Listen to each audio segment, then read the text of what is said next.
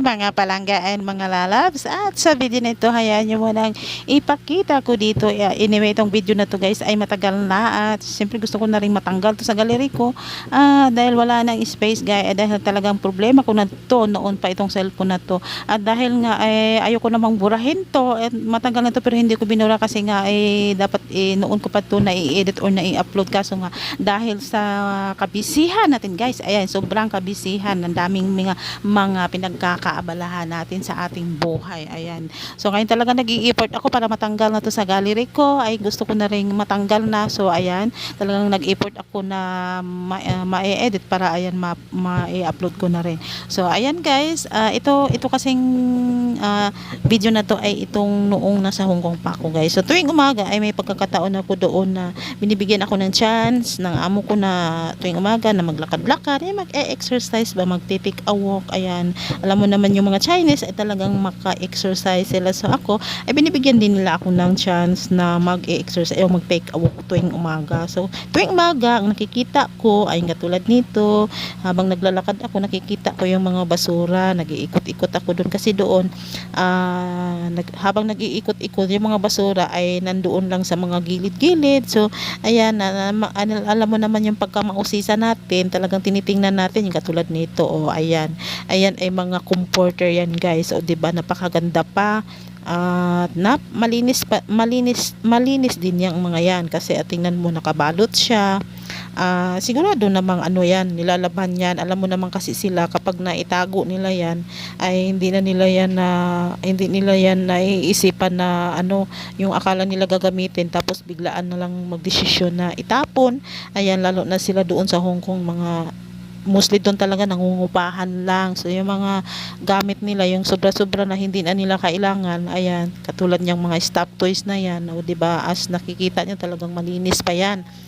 O diba, ang sayang. So ayan, hanggang tingin lang ako ganyan, sa totoo lang.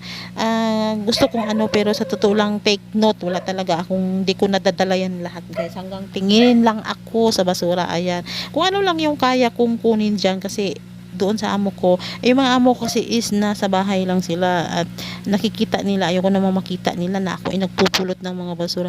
Pero yung iba dito guys, yung mga kaya ko lang kunin, kinukuha ko yung iba, yung kaya ko lang bang itago doon sa kwarto. Kasi yung kwarto ko doon napakaliit lang at hindi talaga pwedeng lagyan ng maraming, yung katulad, dami kang nakikita sa araw-araw na mga basura pero hanggang tingin ka lang, hindi mo makukuha kasi nga gawa nga ng wala akong mapaglagyan. Ayan, kung mayroong mga maliliit-liit lang dyan na kayang itago, ayan, yun lang yung mga kinukuha ko din na pero mga ilan-ilan lang talaga. Pero ayan, diba, tingnan nyo, ang ganda, yung mga stop toys, malinis dyan, malinis ang mga basuran na yan. So maleta, okay pa rin.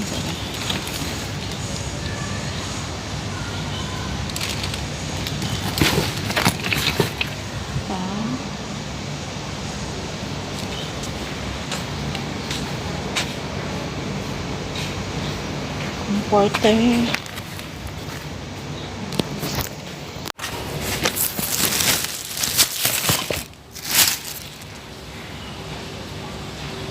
So ang basura today, ito mga pato, ito, tapos ang silaw,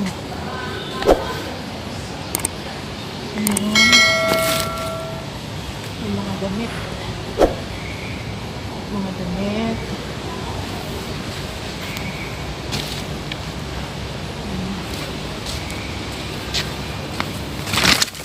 ito, naman ito.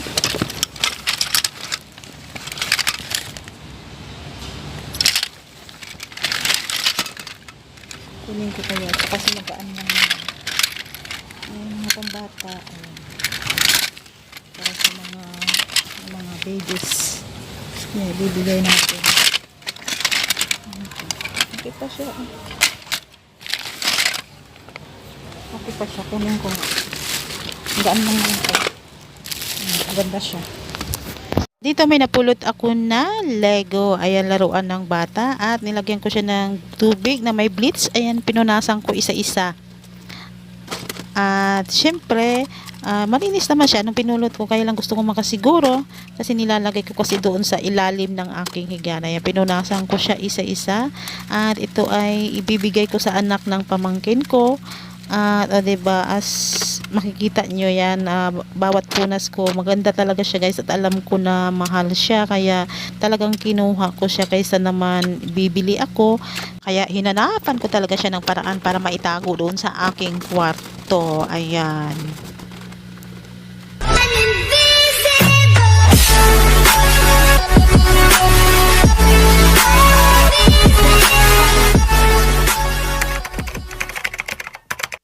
So ayan, ayan kanyang itsura nang nalinisan ko na. So ayan, 'di ba? Napakaganda niya, guys. Oh. So matutuwa na sino ba namang bata ang hindi matutuwa niyan. Syempre, 'di ba? Makita nyo 'yan. Talagang alam mo naman talaga paglaruan ng mga bata.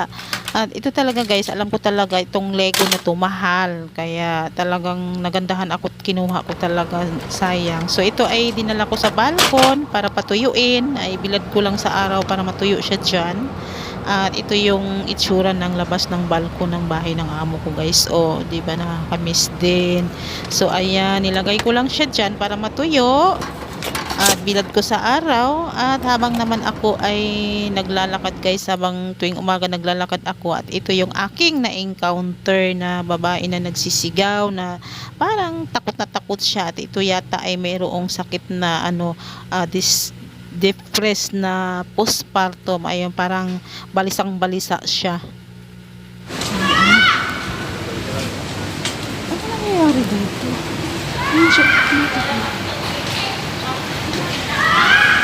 Kanina pa yan siya. Oh my God.